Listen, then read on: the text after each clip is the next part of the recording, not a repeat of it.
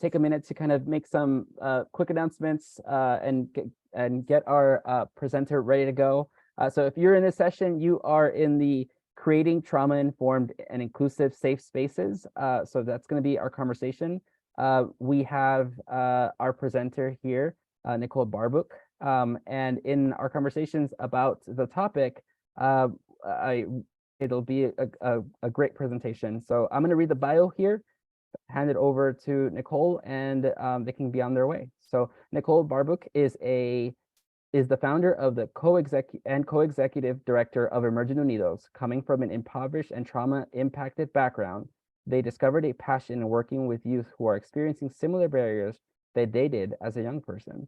This passion moved them to create and direct the pilot program Frame Up, in which LGBTQ2SIA+, BIPOC, and trauma-impacted young adults learn to understand and accept themselves and move forward with their lives. This success brought about the creation of Emerging Unidos, and they both love and are certified in trauma-informed care and working with trauma-impacted youth. In addition, they enjoy gardening and painting. Nicole, before I hand it over to you, I'm gonna make a couple of more announcements for those of us who are also on there. Nicole has great conversation topics to go on. So if you have any comments, you can go ahead and do so on Zoom and just post up your ideas there. However, this information would go away very quickly, and I'm sure Nicole would love to engage in a conversation about the topics that they are presenting. So I will be putting on the chat a link for the Discord panel where you can continue a conversation as needed and ask any questions as well. So that's pretty much it. Nicole, take the lead here. Hi, everyone. As Danny said, this session is about creating trauma-informed, inclusive, safe spaces and intersectionality. So my name, as Danny said, my name is Nicole Barbuch. I use they, she pronouns. I am the co-executive director of Emerging Unidos, which is located in Marion County, Oregon, which is like the Salem, Kaiser, Woodburn area. Emerging Unidos is a youth-oriented organization focusing specifically on queer, Latinx, BIPOC, low-income youth. We work a lot with trauma-impacted youth, and we have different programs that all work on empowerment, building ourselves up, youth-led programming, all that jazz. If you have any questions at all, please put them in the chat, and throughout our discussions here, we'll be answering questions and all that good stuff. So yeah, we're going to be going over three main topics today. So we're going to have kind of an overview on trauma and intersectionality. I'm certified in working with trauma-impacted and resistant youth and young adults. So I'm by far not an expert, but if you have any questions, I have some great resources to share and just the basis of information. We're also going to be talking about triggers, kind of what that looks like psychologically and for different people, and then how to support others and ourselves with trauma, working with youth and young adults, working with adults, all that jazz. So firstly, trauma is kind of a controversial thing. A lot of people don't fully understand trauma. It's just kind of a thing that happens to us. But in reality, trauma is very complicated. It comes from a traumatic event, and a traumatic event may not traumatize all people. It really just depends on the person and the situation and how it impacts them. It's an emotional response that often results from that event. And it actually psychologically changes the way in which you deal with problems and the composition of your brain. So when you experience a traumatic event, it changes the way you view things about yourself and about the world, like safety, sense of self, navigating emotions and regulation, and navigating relationships. People with trauma-impacted histories, depending on the type of trauma, have trouble, especially in regulating emotions and navigating interpersonal relationships.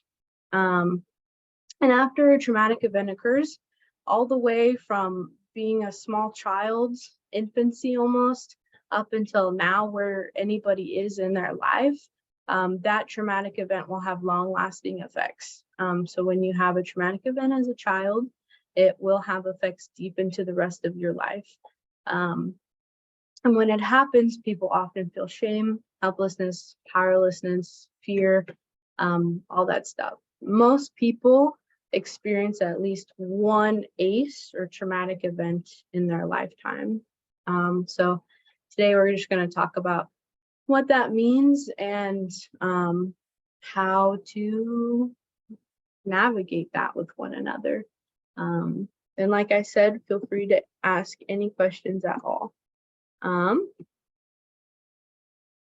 So trauma itself affects the brain. We're only going to go over this briefly because it's complicated, but it affects 3 parts of your brain. The prefrontal cortex, which is where you do your rational thinking. It's where your personality is. It's where all that good stuff is in there. And when you have a traumatic occurrence happen, that part of your brain is kind of like an open hand. And when it gets triggered, when your fight, flight, or freeze response gets triggered, it closes and it activates the amygdala, which is kind of like your reptile brain. It's your base instincts, which are your fight, flight, or freeze responses. I'm so sorry if you can hear children yelling in the background. It's really hot here and our windows are open and there are children outside. Yeah, so when the amygdala is activated, that's normally when people go to their fight, flight, or freeze response. A hyperactive amygdala is one that is active all the time. So if you're traumatized regularly on the daily, if you are triggered or re-traumatized regularly, your amygdala is way more active, and signs of de-emotional regulation or troubles with everyday life are more prevalent. And perhaps most interestingly, the hippocampus, which is where our memories and our ability to process our memories is stored. And importantly, it's how we dictate the past from the present. And this is really important with people who have experienced trauma, because the more trauma that we encounter, the less capable our hippocampus is from dictating the past from the present, and it actually physically shrinks. People who experience more trauma are less likely to retain short-term memories and less likely to be able to tell a past memory from something that like just happened yesterday. So that kind of creates our basis for understanding. I know that it's a little much, but hang in there with me. So when it comes to trauma, there are what we call adverse childhood experiences or environments, so ACEs. ACEs are a really common thing. They're situations or environments that cause traumatic events that could cause trauma. So these could be houselessness, racism, discrimination, homophobia, poverty, living in poverty, war, sexual assault, all that kind of stuff. And those situations cause short and long-term effects, which we normally don't think about, how something so small or so big could cause things that happen for the rest of our lives. And often when we experience them as youth, they come back in our lives and we don't normally associate them with what we have experienced. So this could happen as insomnia, anxiety, depression, long-term stress, diabetes, drug abuse, all that kind of stuff.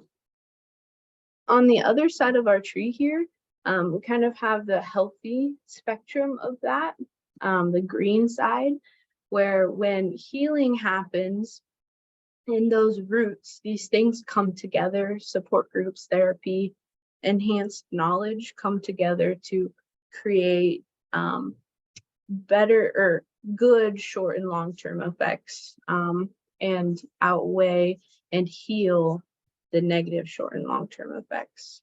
But it's a very long journey, and we'll talk about that more later.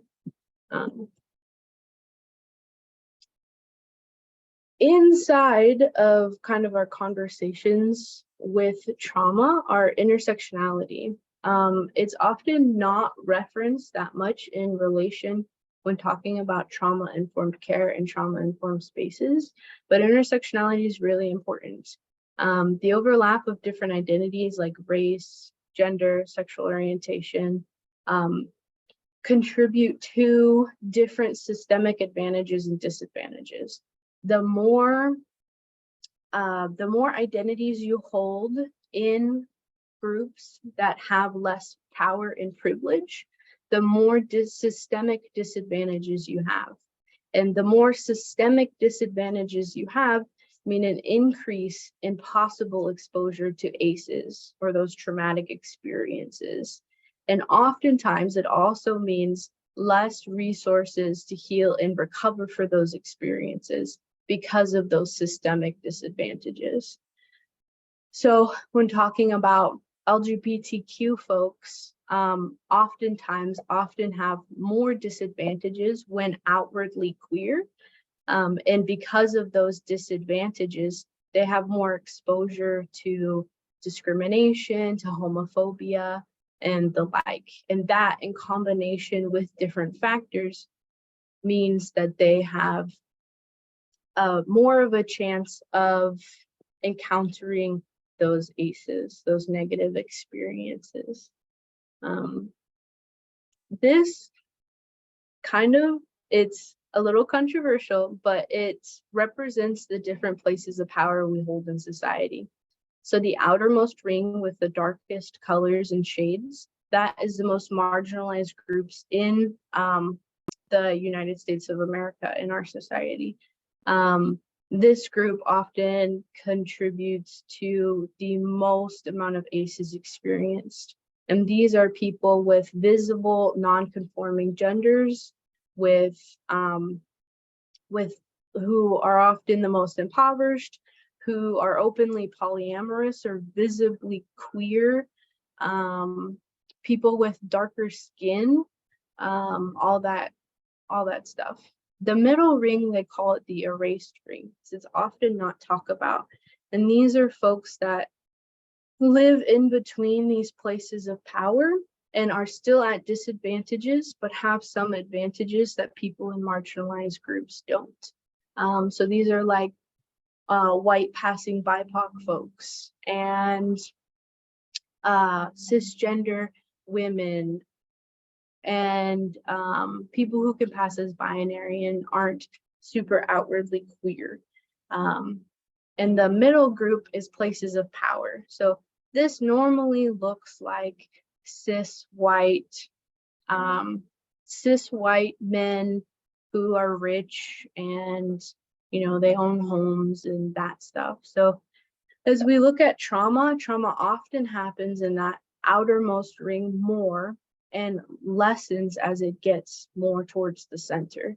And this is just because of the systemic barriers in our society for people in the outermost ring. And when these identities come together, the more trauma people face, the more ACEs people face, the more experiences and discrimination and generational trauma people face. So as we move forward, it's just important to really remember that the more intersecting identities, the more likely it is for people to have experienced traumatic events. And trauma is a very interesting thing at those intersections because it bears the history, it bears the generational trauma, it bears the everyday microaggressions, the myths, the hatred, everything that comes along with being in these groups, of which LGBTQ, queer, BIPOC, all these things, all these identities falls into, unfortunately. So I'm going to throw some statistics at you that contribute to these intersecting identities. A study of 3,000 queer people was done in 2022. A total of 83% of those queer people had experienced one or more ACEs, and 52% had experienced 3 or more ACEs. The more ACEs you experience, the more likely you are to have deeper adaptations and mechanisms associated with experiencing those traumas. Unfortunately, a high amount of queer people endure those traumas, those ACEs, either early or later on in their lives, or both. In combination with that, 61% of Black non-Hispanic children and 51% of Hispanic children have experienced at least one ACE in their life. People of darker skin normally experienced more ACEs or had a higher percentage of experiencing ACEs in their life than people with lighter skin. And even further than that, 94% of Native American tribal members, and that's only tribal members, had a personal history of life-threatening trauma. Not to mention generational trauma associated with that. If they had surveyed Indigenous Americans not enrolled in tribal communities, numbers would be quite a bit higher or similar. Does anybody have any questions so far as we move into kind of out of the nitty-gritty of things? If you do, feel free to put them in chat and I'll just answer them as we go.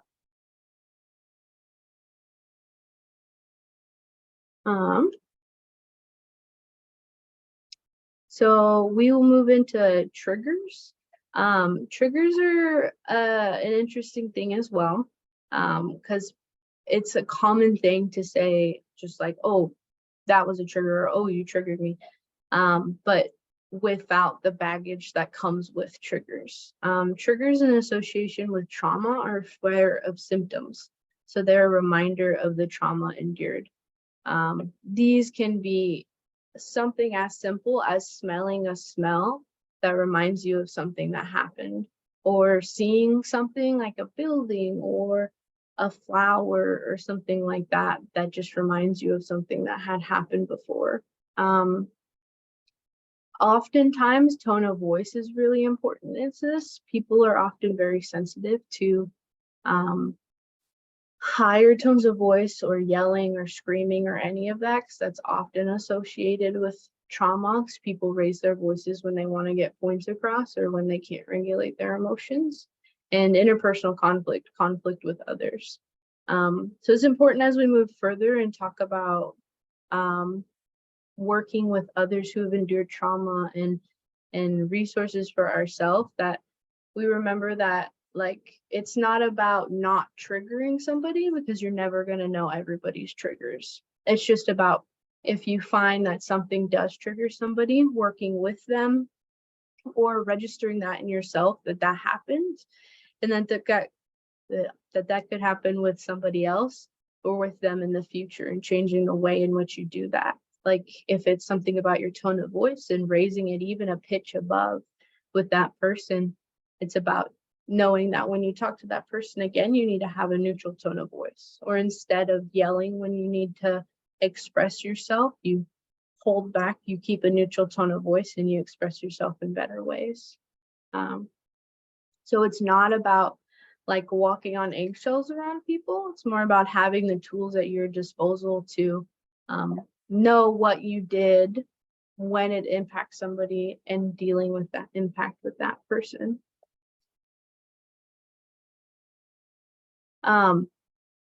With triggers comes the window of tolerance. And this window of tolerance changed the way in which I work with youth in my programs. So The window of tolerance is the time it is best for youth to function, or for anybody to function, sorry. So it's basically the zone where you feel yourself, where you feel comfortable, where you're not like overstimulated or anything. You can just be yourself. You can deal with problems in a productive way. When you come out of this window of tolerance, which is like a box, that's when symptoms start to emerge. That's when, like, when somebody gets triggered and they just yell at you and you think it might be for no reason, but there's a reason why it happened. So in this window of tolerance, you can exit it into two zones. So there's hyperarousal and there's hypoarousal. And hyperarousal is when somebody enters into a zone of like, it's kind of the fight or flight response. It's they can't stop moving. They're yelling. It might result to violence. It's really common and it's really easy to see because it's so in your face. Oftentimes it'll be like fidgeting a lot. It'll be like they get up because they literally can't even sit down. Maybe they start like come towards you, or they yell and stuff like that. Or the bottom zone, hypoarousal, is the freeze response. It's when somebody shuts down so much that they become unresponsive.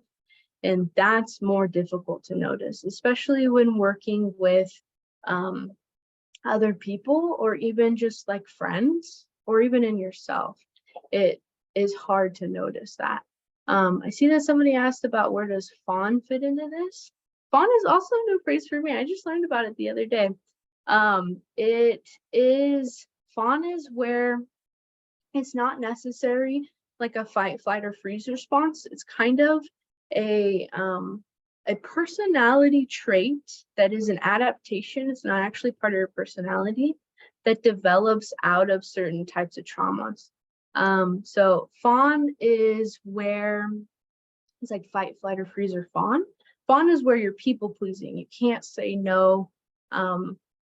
You'll do what anybody tells you to do, that kind of stuff. And that is more of a long-term, it's more of a long-term thing instead of fight, flight, or freeze, where it's like immediate in the moment. But it is a very new term for me as well. Thank you for bringing it up, Trina. But yeah, so hypoarousal can be really, really hard to see, especially when working like in a classroom with youth, or in like a workshop with adults or something like that. It's like if you start a group project or something, the youth will not even respond to you. The adults will not even respond. They might even fall asleep. Like that's how it can get. When this window of tolerance, when you leave it, my gosh, sorry, let me reframe myself. When you experience more triggers, your window of tolerance gets smaller. More triggers and more trauma, your window of tolerance gets smaller and smaller, and it can become minute.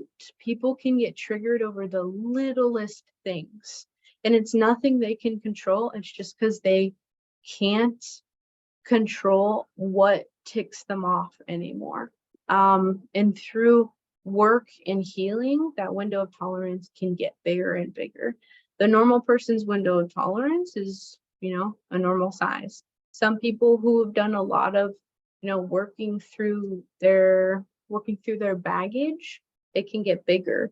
But generally it's smaller for people who have experienced more trauma, and those people are a lot more reactive a lot of the time.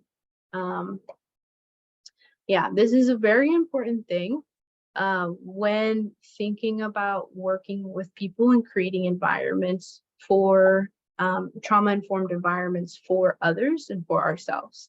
Understanding our window of tolerance is really important.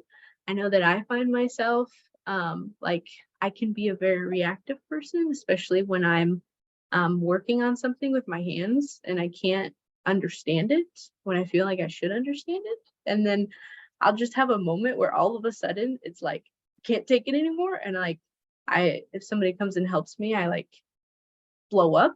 But the more that you work on it, I've learned to, like, I need to walk away. Sometimes I can, and sometimes I can't. But that's really important in understanding where our blow up zones are or our shutdown zones are and where others are. And it can be hard to see it in other people, but the more that you look for it, the easier it is over time. So you just have to have patience with yourself. This is an example for like small children or just children in general. So you could be in that window of tolerance and you experience a trigger, and then all of a sudden you have a blow up, you have a tantrum, you have something like that. And that might seem personal. It might seem like you said something and they didn't like it and then they blew up.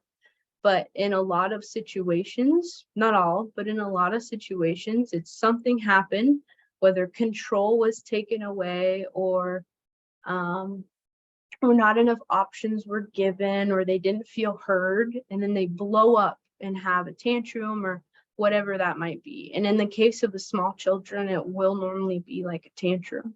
And oftentimes they'll hit this tantrum, big emotions, big yelling, big screaming. And if you ignore them or what have you, eventually they will come down from that. Let's say like you stick them in the corner. And that's a common thing that people do is they're like, go sit in the corner and think about what you did. They go in the corner and they sit there for a while. Maybe they're fidgeting while they're there. They eventually come down. And if somebody experiences something, it's really hard for them to come down back into their window of tolerance. If they're up in hyperarousal, they'll go all the way down to hypoarousal and completely shut down.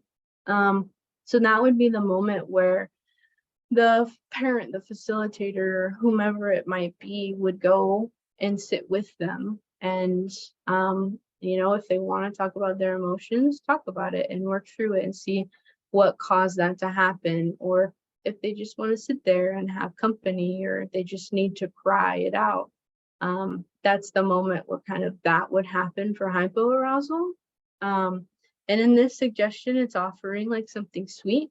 The change in things around you can change your psychology, your brain functioning.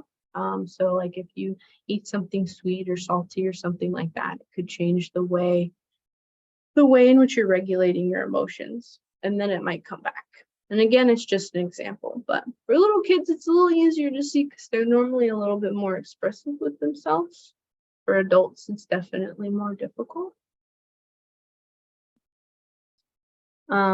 And this is an example of that kind of situation. So a lot of people have heard of the iceberg, where underneath the surface, it's a lot bigger than it is above the surface.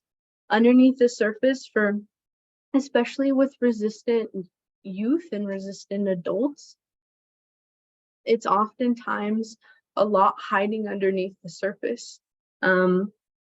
Embarrassment, frustration, anxiety, difficulty understanding their emotions, something going on at home, like that kind of stuff.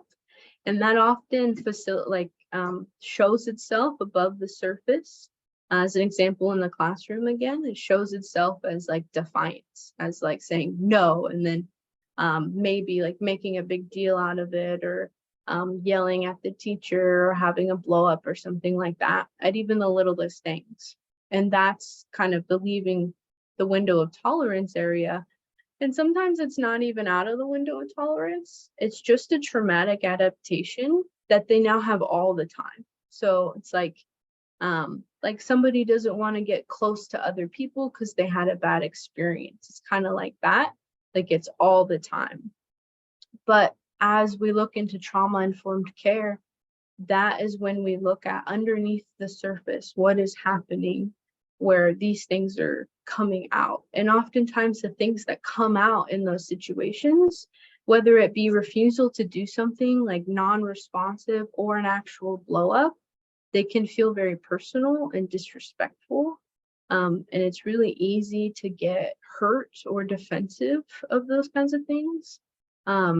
as somebody on the opposite end, whether it's happening with a friend or a coworker or a youth you work with or an adult you work with or whatever, and yourself. Like, we as people, as humans, do this throughout our lives. And the more that we can recognize the things, the underlying things causing these types of reactions and all that kind of stuff, the better we can deal with, our under iceberg. But it's important to have patience and not take things personal, because those things that come out often aren't about you, almost always aren't about you.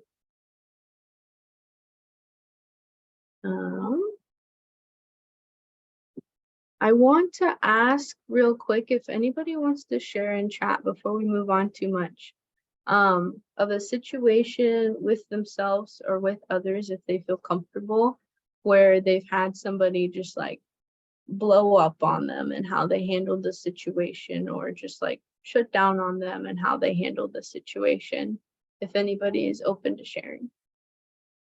Before anybody does, I'm going to stop the recording so that this can be shared without any sort of recording at this. With those traumatic adaptations, there oftentimes people will say that trauma makes you stronger, and trauma doesn't make you stronger. It just makes you develop tools to deal with difficult situations. And those tools are really helpful for those situations until they're not helpful anymore, until you don't have to deal with those situations anymore. And then they just bleed into your life. For those of us who have experienced high amounts of traumatic events, they often become personality traits. They become things that we think are just us, that are a part of us. Like, if you have tendencies to blow up when you get frustrated, we often think that's just who we are. And as a youth, that can be very detrimental on your self-worth. To just think like, I'm just somebody who blows up at other people, or I'm just somebody who can't speak up for myself. But that's not true. They're just tools, adaptations that we've made to deal with difficult situations, and they protected us when we needed them to. But when we don't need them to anymore, we have to heal them and let go of them so that they don't change the way that we handle the rest of our lives, that they don't bleed into the rest of our lives and cause those negative short and long-term effects that we talked about earlier. Like, for youth, oftentimes it comes back as mental health issues and potentially like drug abuse issues, or not having future aspirations, like those kinds of things. So they're not who we are. We are not those adaptations. But the healing and resilience that we create, and the intersectionality between our different identities, once we recognize those things and recognize it in other people, then we can start to create things that create environments and regulation techniques and patterns that are healthy and that help us heal and heal with others and become resilient, so that in future situations where you have a traumatic event happen, that you aren't that you can lean on those resilient things that you grew from, instead of the negative adaptations that you don't need to use as tools anymore. So we're going to talk about different ways to create trauma-informed environments, trauma-informed interpersonal techniques for ourselves and others, and traumatic environments, and how to watch out for those.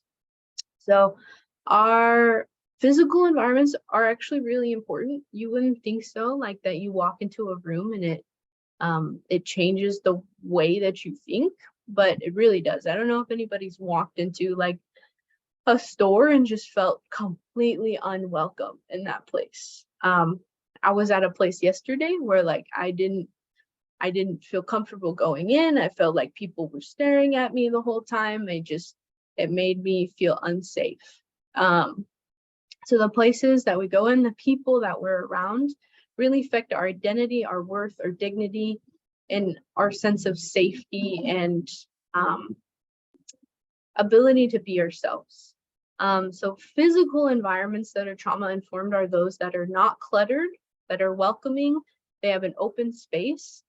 Cluttered and non-open spaces can often be a trigger for a lot of people. Growing up in houses that were very cluttered, growing up in environments like that. So just as a rule, like having non-cluttered open environments is positive for growth and positive for trauma.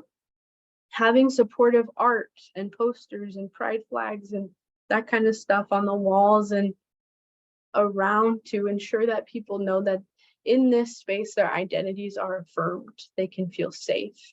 But even beyond that, having artwork that is expressive of different cultures or that creates a sense of like warming and safety. Should feel warm and safe, like we've mentioned before. And in a lot of, if working with youth or adults, or even as a parent, ensuring that there are private and confidential spaces to have conversations. I can't tell you how important this is, especially in youth programming. So even if it's something as simple as like we just come together and we play games, or we come together and we do this one thing. If a kid that day is having a really bad day, or if they get triggered, they don't even have to be having a bad day. Having a space for them to just go and be by themselves, to re-regulate themselves, and potentially you joining him if appropriate in that space to just sit with them or talk with them or provide them support.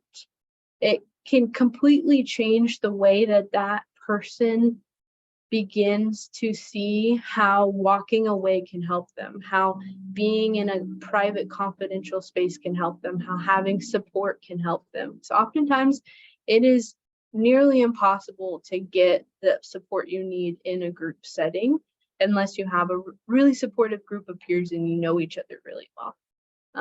And that's the case for youth and adults.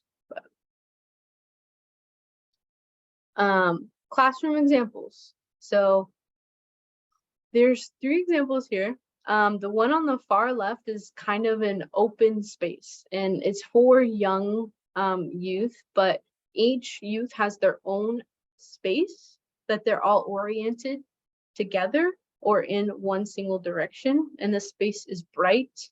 There are different places to sit. It's organized, it's non-cluttered. And more kind of just broad examples are like having a flag in that space, like we talked about, that you're an ally or you're queer yourself or that you support them. And if you are a facilitator and you don't feel safe or appropriate, or you can't have supportive things in your environment, there on the far right here, we have a picture of like a teacher who put just a small pride flag on their desk that they can remove anytime that they feel like it's unsafe or inappropriate. But they can have up there to show youth that they're supported and welcome in their class, if they actually feel that way. So this is something I feel very passionately about, creating space and inclusivity through deep listening. And deep listening may just sound like it's just listening to another person, but it's actually like a really down pat skill. The first time I used it with one of my youth, he was a young trans man, and he came into the program that day and he was having a really bad day. He was very irritable. He didn't want to talk, but I just kind of sat with him in silence while we waited for the other participants to show up, and he just started opening up, and I listened to him. And you get into a place within yourself where you can understand how you're feeling, but you're listening so well that you feel what they're feeling.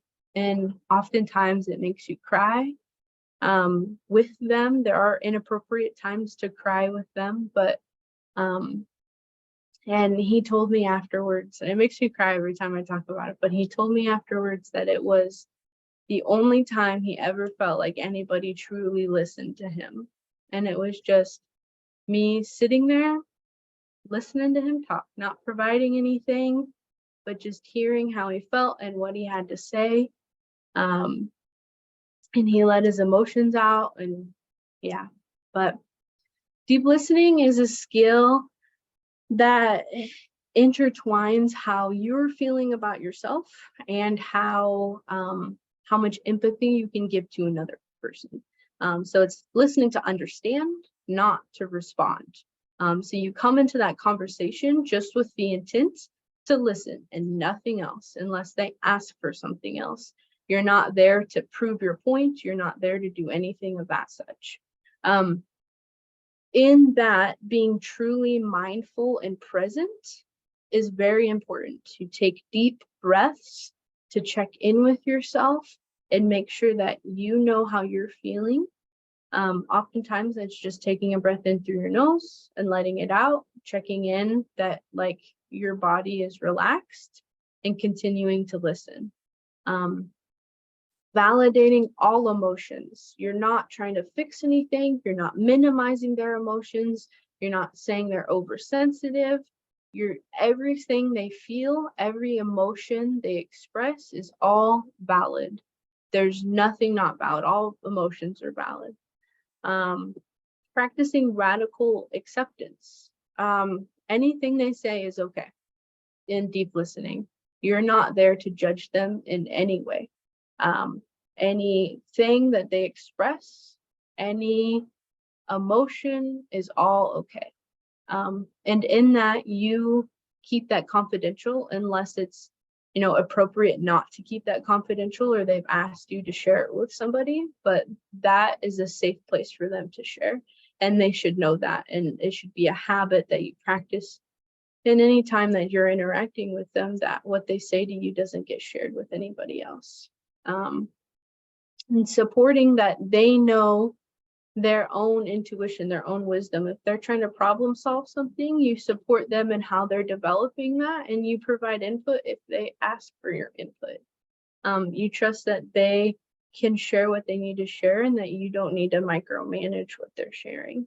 And being aware of your own defenses, your own responses, because oftentimes we hear something and we just want to react to it and say how we feel. But in deep listening, you're not doing that. You're literally just listening. You're being present. You're not thinking about anything else. It's kind of intertwined with mindfulness in a sense. And it doesn't sound like much, but it actually really changes the dynamics between you and the other person. And if anybody does this to you, I hope they do deep listening, because it feels so good. It feels so validating. You feel free. And if you cry, you cry. And just being radically accepted by somebody is so empowering.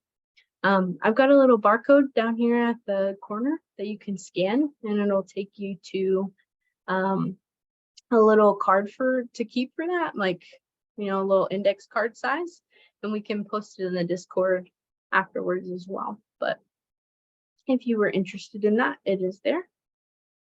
We'll move on. This is a really famous diagram that's often used in supporting somebody who's experienced trauma. And it's a lot of the same stuff that we talked about in deep listening, but kind of going beyond that, just in everyday interactions. We'll go over a couple of them. Ensuring that the person has a choice. Taking away choices for people who have trauma impacted histories often results in a trigger. Choices are very important. Being in control of situations is very important. In that predictability, having a safe habit, not a lot of surprises, not a lot of changes in the habit, is very important. Even if somebody has a low amount of trauma in their background, like they've only experienced one ACE, that can have side effects into their whole life and everything about them. So it's important to think about that with every single person, because you just don't know what they've been through. And like we talked about, like giving empathy, listening, making sure that they feel empowered in everything that they are, in everything that they're doing. Even if they're not good at something, you know, that they feel empowered and confident enough to do that thing. Supporting, providing that space, all that good stuff. So we'll go over some skills. On the right here, it just kind of has a list, but on the left, we've broken down them by hyper and hypoarousal. Hyperarousal, if you remember, is like getting up, needing to move, conflict, running towards, or running away from you. And often with hyperarousal, you want to do stuff that brings them down. So stuff like stretching, grounding techniques, mindfulness. Grounding techniques are a lot of these things. They're things that bring you back to the present, that bring you back to your breath, that bring you back to the situation at hand. Deep breathing, listening to music, that stuff, and that often results in a lot of crying if handled appropriately. So this is for yourself and for others. And hypoarousal is bringing them back up. So hyper is down, hypo is bringing them back up. So that involves movement, like exercising, going out and playing like basketball or something.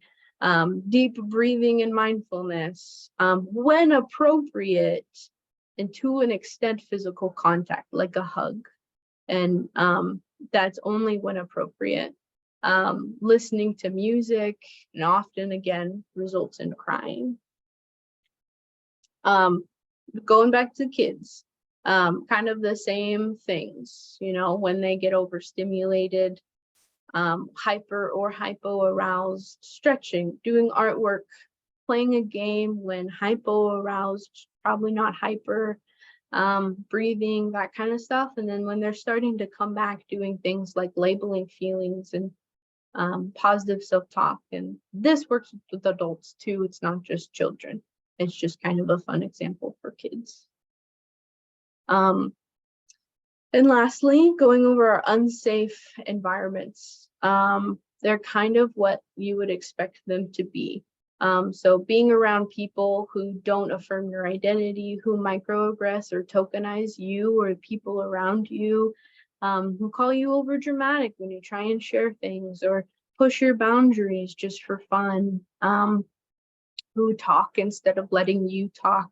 Those are all examples of unhealthy relationship qualities that often are unsafe, non-trauma informed environments that are important to recognize in our lives and other people's lives to support them in that, but not tell them what to do.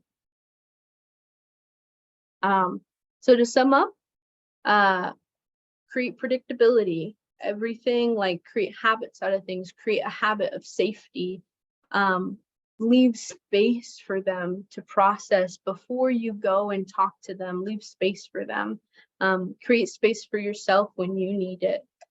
Don't minimize emotions.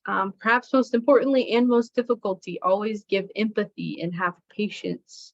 And don't take things personally. Really important there. A lot of the times it's never about you. Like Trina said as well, it's never about you. It's often just about what they're going through. That's a very hard thing to learn, especially with youth who can say some really mean things. But just don't take them personally or work through it in your own time too, if you did take it personally. I realize that we're running out of time actually. So we had a survey for you all and a little discussion, but I'll actually just post it in Discord and you can feel free to do it. It's kind of just identifying parts of a space in which you would feel more safe. And then there's a portion of it for youth. You can feel free to do it or not do it. And if you do it, feel free to answer. No questions are required. Feel free to answer the ones you want and disregard the ones you don't. But it's kind of for you to learn more about what you like in a safe space and for us to learn more about what people like in a safe space in general. And thanks for joining. We got a little QR code for our website. But other than that, I think we'll wrap up and just post those things in the Discord.